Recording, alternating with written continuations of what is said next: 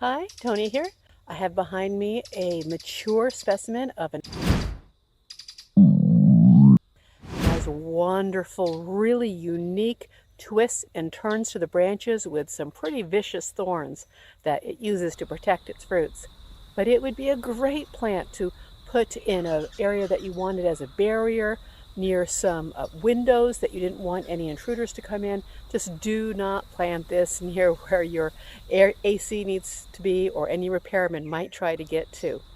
But it is certainly a wonderful specimen plant in your garden.